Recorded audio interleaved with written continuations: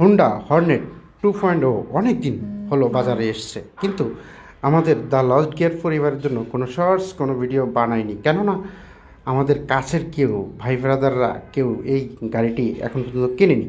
তো ফাইনালি আমাদের পরিচিত এক ভাই কিনে ফেলেছে। দেখুন, মিটারটি অন করলেই অসাধারণ লাগবে, আর পুরো গাড়িটি দেখতে আসলেই অসাধারণ হয়েছে এবং বিল্ড কোয়ালিটি জোস, আর ইউএসডি সাসপেনশন বেটার ফিডব্যাক, মানে এক কথায় অসাধারণ লেগেছে। তাই আমাদের দ্য লস্ট গিয়ার পরিবারের জন্য অবশ্যই ডিটেল একটি ভিডিও থাকবে, কারণ এখন তার সমস্যা নাই, ভাই ব্রাদার হয়ে গেছে। এখন এটাকে রাইড করব এবং ডিটেল আপনাদের সামনে তুলে ধরবো, এটাতে কী ভালো দিক আছে কী খারাপ দিক আছে সব মিলে।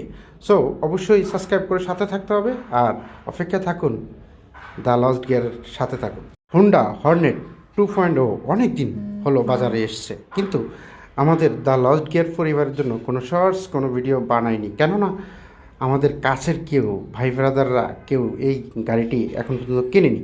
তো ফাইনালি আমাদের পরিচিত এক ভাই কিনে ফেলেছে।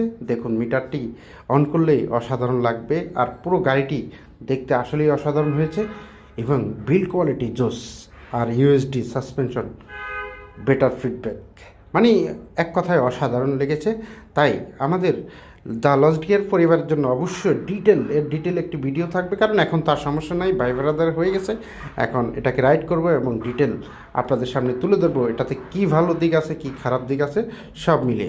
সো অবশ্যই সাবস্ক্রাইব করে সাথে থাকতে হবে, আর অপেক্ষা থাকুন, দ্য লস্ট গিয়ারের সাথে থাকুন।